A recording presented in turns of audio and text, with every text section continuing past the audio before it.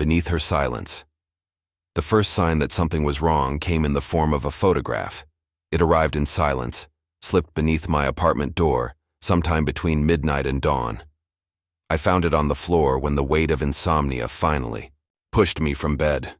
The picture was black and white, grainy, but the figure was unmistakable. My fiancée Emma standing alone on the edge of a bridge, her face pale, her body leaning slightly toward the dark river below. The timestamp burned into the corner read 2 nights ago. The problem was simple and impossible. Emma had been dead for 3 months. My knees almost gave way as I clutched the photograph. Her death had not been a mystery, or at least that was what I had been told. A rain-slick road, a sudden skid, a collision that left her car mangled beyond recognition. The coroner's report was clinical, final. I had stood in that sterile room and identified what remained of her, a moment that carved me in half. The burial had been quiet, suffocating in its finality. I had mourned. I had screamed into the walls. I had begged whatever cruel hand had taken her to return her to me. And yet here she was, staring at me from a piece of paper, alive, or at least something close to it. Shock carried me to the couch, the photograph burning against my fingertips. I searched for any reasonable explanation, a cruel prank, a manipulated image, someone with access to my grief who wanted to see me unravel. But deep in my chest, beneath the fog of disbelief, I recognized Emma. It wasn't just her face. It was the silence in her eyes, the same silence she carried when she thought I wasn't looking. Emma had secrets. Always had. Late-night phone. Calls cut short when I walked into the room. Unexplained absences disguised with easy excuses. Notebooks she burned in the sink while saying they meant nothing. I never pressed her. I told myself love was built on trust. Now I wondered if love had blinded me completely. I turned the photograph over.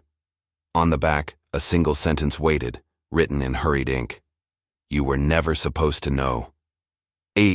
Shiver cut through me. Never supposed to know what? That she was alive? That she had staged her own death? Or that someone else had pulled her into something darker than I could imagine? The city outside my window felt foreign. Streetlights flickered.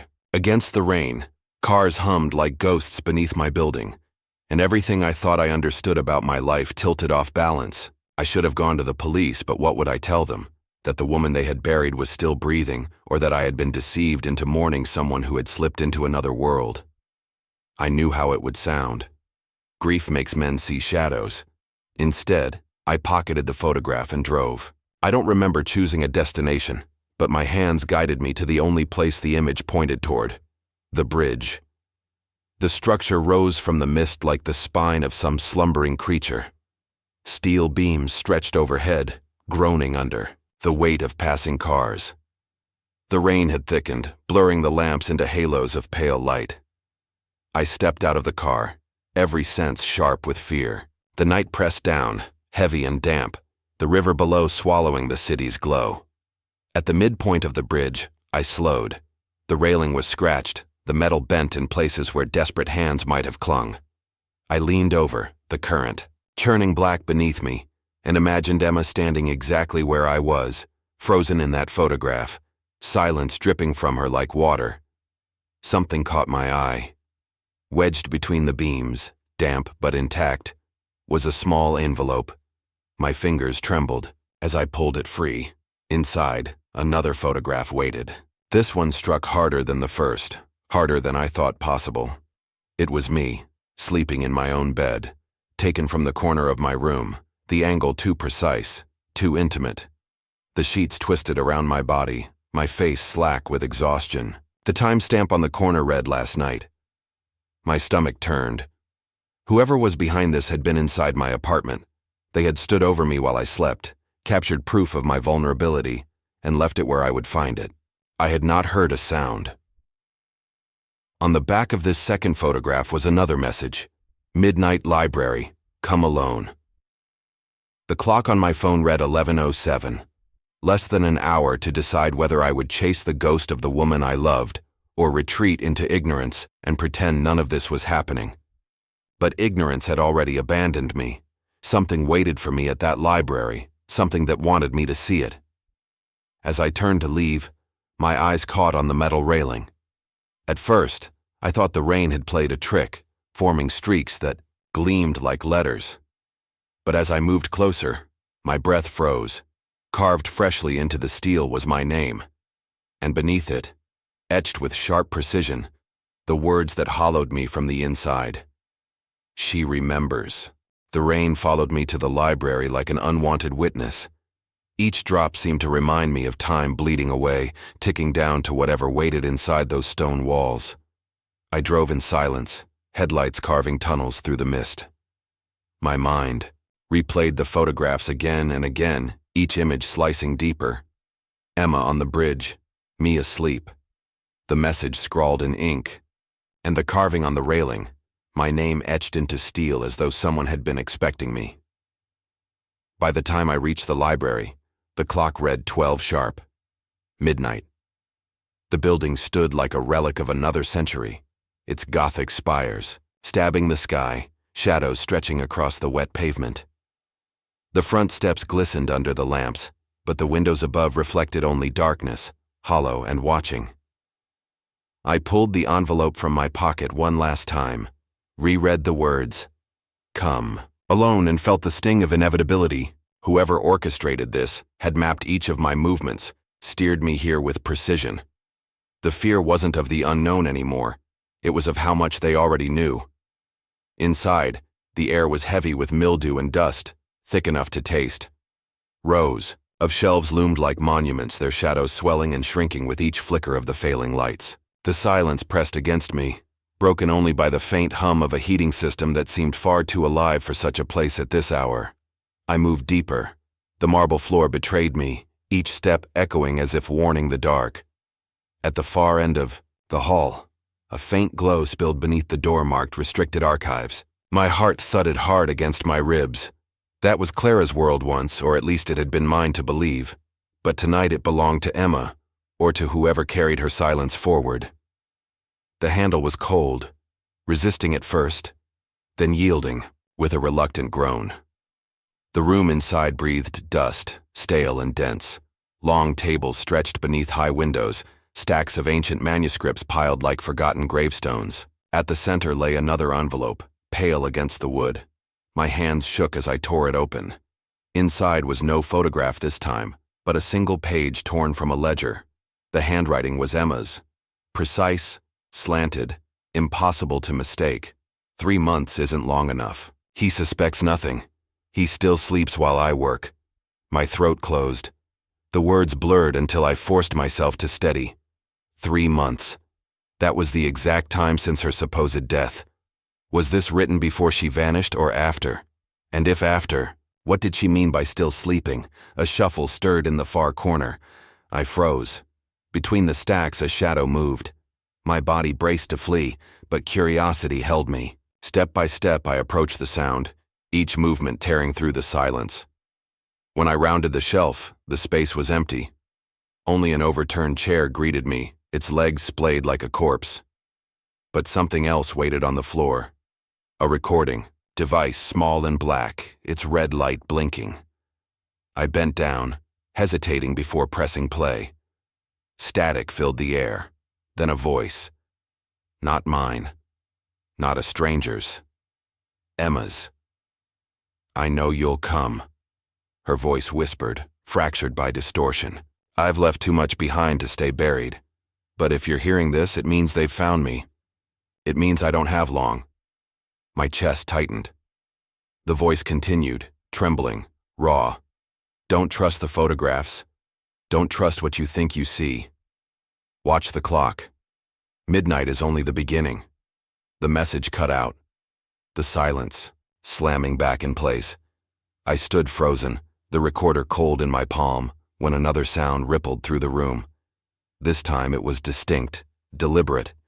The soft snap of a book closing. I turned sharply. At the far table sat the black leather volume from the photograph of Emma's desk, though I had never seen it before now. Its cracked cover bore no title, only a faint imprint of a circle split into 2 halves. The book hadn't been there when I entered. I was certain of it. Drawn by something between fear and inevitability, I stepped closer. The pages bristled. In the draft, each one filled with symbols I couldn't decipher. But there on the open page were words in English written in Emma's hand. "He thinks she is dead. Keep it that way." My body went rigid. Whoever the he was, it wasn't me. Or at least I prayed it wasn't.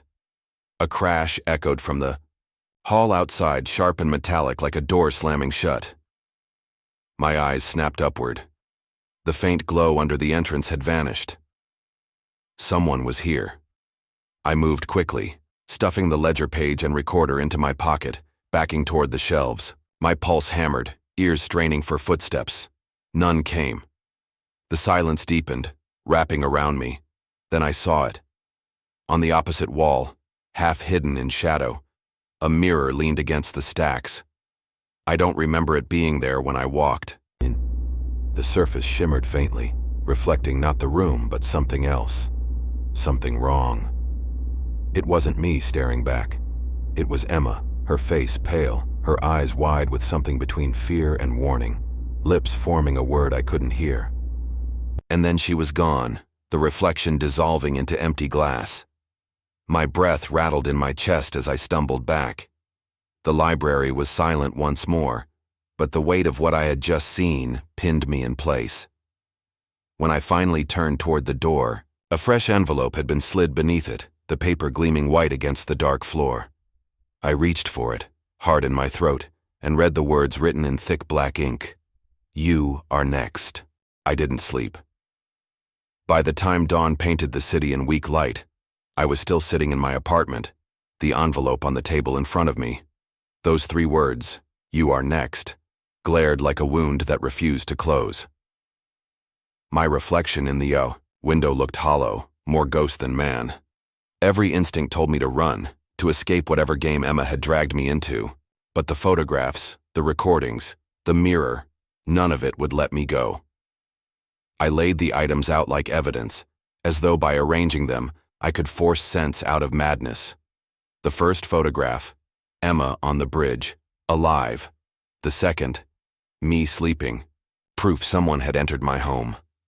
The ledger page, her handwriting, referencing 3 months, secrets, lies. The recorder, Emma's voice warning me about midnight. And finally, the envelope that told me I was next. Each piece cut deeper, each one drawing me further into the abyss she had left behind. My phone buzzed. An unknown number lit the screen. Against every ounce of reason, I answered. Silence hummed for several seconds, the static of a dead line, before a whisper slid through. Library. Basement. The line went dead. The word basement clawed at me. I had wandered the library before but never seen anything beneath the main hall. My hands shook as I gathered the evidence into a bag. If there were answers, they were waiting where the voice directed me. By the time I returned to the library, morning traffic had thinned the city to a dull hum. The building looked even older in daylight, its stonework cracked, ivy strangling the windows. The doors opened with a groan that echoed like a warning. Inside, everything appeared the same as the night before, the air heavy, the silence endless. But daylight revealed something I hadn't noticed, an iron gate in the corner, half concealed by a row of shelves. It had been padlocked, though now the lock hung broken, snapped clean as if by force. Behind it, stairs spiraled downward into darkness. Each step groaned beneath my weight as I descended, the smell of damp earth thickening. The walls narrowed, pressing close, until I emerged into a chamber that stretched beneath the library. Rows of shelves lined the walls, but these weren't filled with books. They held files, stacks of manila folders, boxes labeled with dates, reels of tapes stacked like forgotten relics, a hidden archive. At the center of the room, a single desk waited, and upon it lay another envelope. My pulse thundered as I opened it. Inside was a photograph. Emma again. But this time she wasn't on the bridge. She was here, in this very room, sitting at the same desk. Her face was pale, her hands gripping the edge of the wood as though bracing for something unseen. Behind her in the photograph, a shadow loomed. I spun around, searching the chamber, but nothing moved. The air shifted. A faint whirring rose from the shelves. I followed the sound to an old tape recorder, its reels turning, though I hadn't touched it. Emma's voice filled the room. They watch him sleep. They make me write. If I stop, they'll take me where he can't follow. Her voice cracked, trembling with a fear I had never heard from her before. I wasn't supposed to fall in love. I wasn't supposed to let him in. Tell him I'm sorry. Tell him. The recording cut with a sharp click. I gripped the machine, desperate to rewind, but the reels were blank now, spinning uselessly. My breath came fast. Emma hadn't been speaking to someone else. She had been speaking to me. The wine shelves groaned as if shifting under unseen weight. I backed toward the stairs, but something stopped me cold. On the far wall, illuminated by the dim light, hung a board covered in photographs. Dozens of them. Some yellowed with age, others fresh, men, women, children, each face marked with a black X.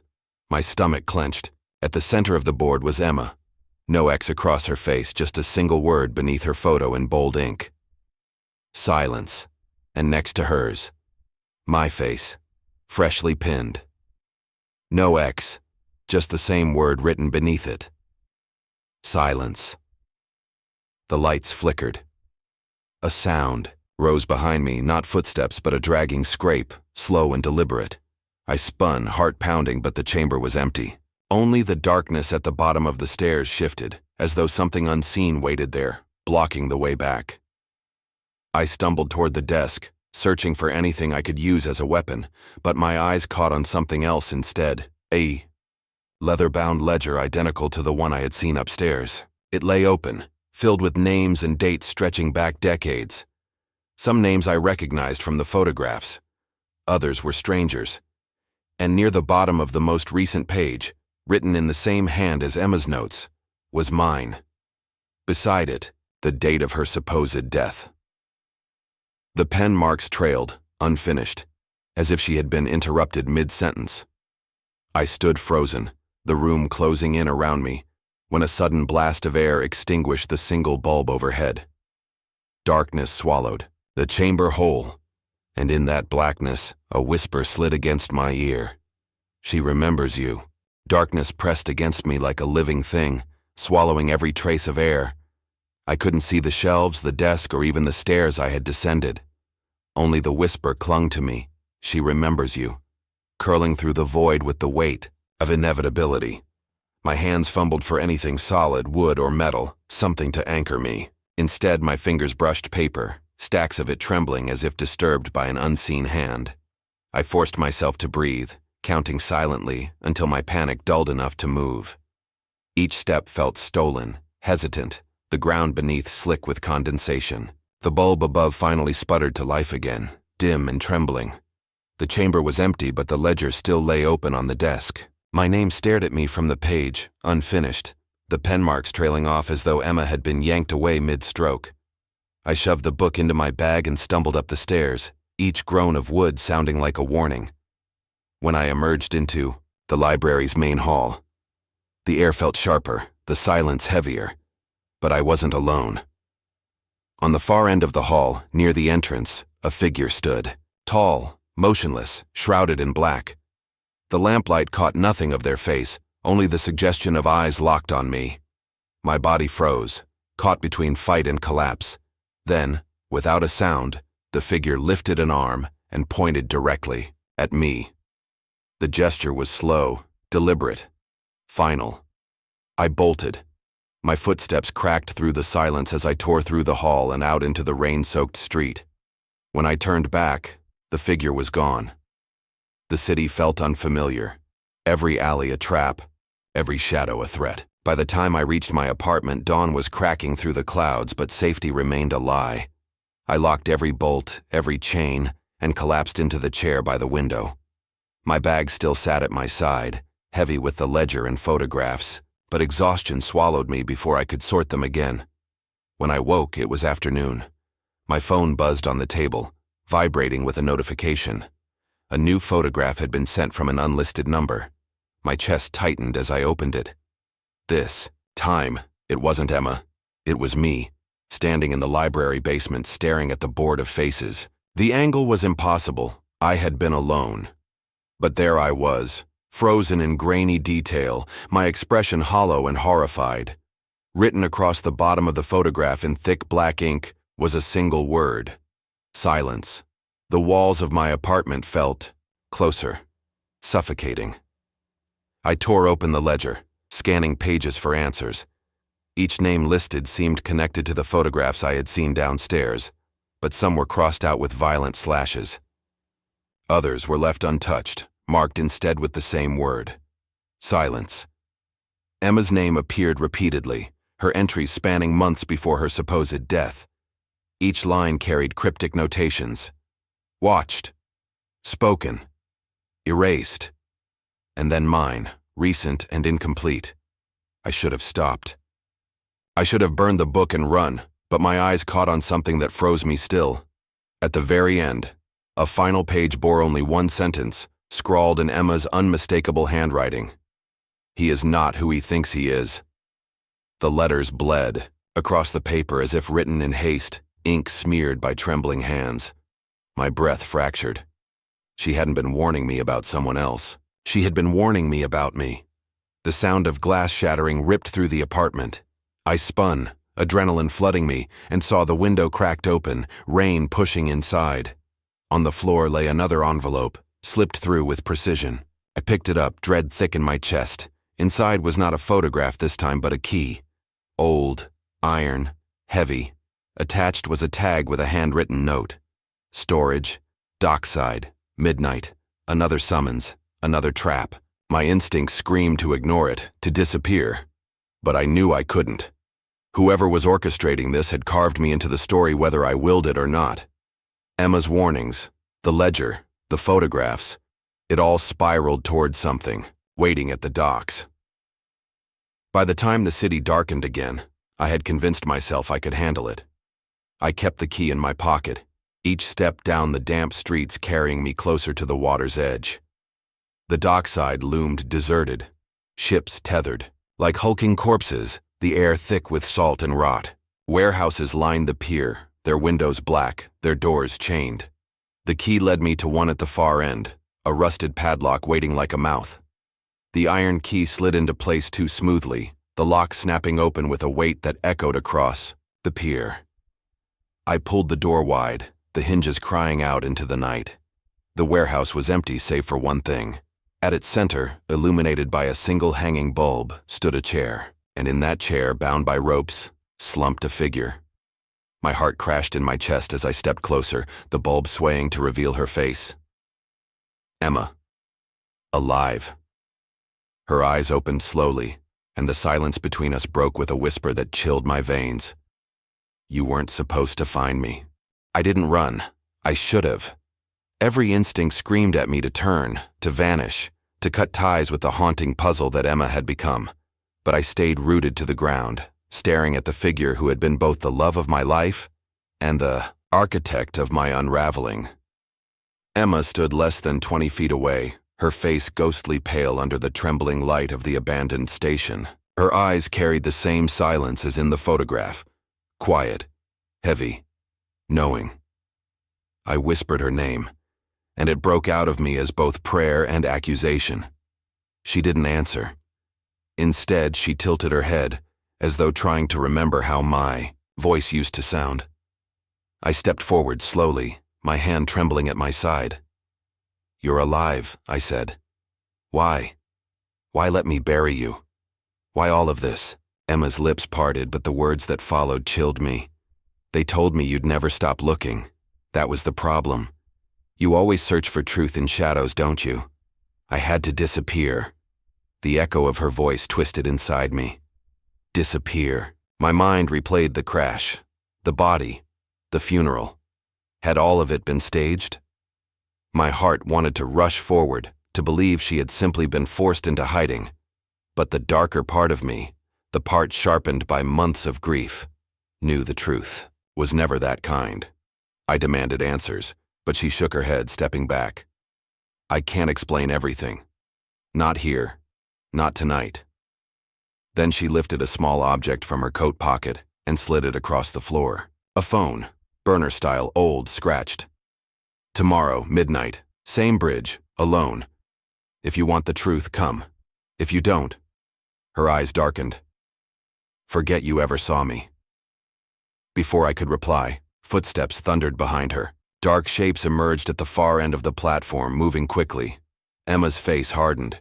She turned to me one last time, and for the first time, her silence broke, not with words, but with a look of raw, desperate sorrow. "Run," she mouthed. Then, the station erupted into chaos. Men in black coats surged toward her. One grabbed her arm. She twisted free with surprising force, striking him across the jaw. Another lunged, and Emma vanished into the dark corridors, the sound of her steps fading into the echoing station. I stood frozen, heart pounding, until one of the men turned his gaze toward me. His eyes narrowed. Recognition. Then he shouted. Didn't wait. I bolted up the stairwell, the heavy slam of boots chasing me, my breath tearing through my chest. I burst out onto the street, rain splattering against the pavement. Lights blurred, cars hissed past, and my pulse hammered with one thought. I wasn't supposed to be part of this. But I was now. By the time I reached my car, soaked and shaking, the city seemed alive with shadows. Every corner hit a watcher. Every sound echoed too loudly. I slid behind the wheel, locked the doors, and gripped the steering wheel until my knuckles whitened. The phone Emma had left burned in my pocket. I pulled it out, staring at the scratched screen. Should I wait until tomorrow? Until midnight, as she said? Or was this already the endgame, the moment when I had to choose between truth and survival? Before I could decide, the phone buzzed. 1. New message. She remembers. And now, they know you do too. The word sent a shiver through me, cold and absolute. This wasn't just Emma's secret anymore. It was mine. And tomorrow night at the bridge, I would finally learn whether the woman I once loved had been my salvation, or the weapon designed to destroy me.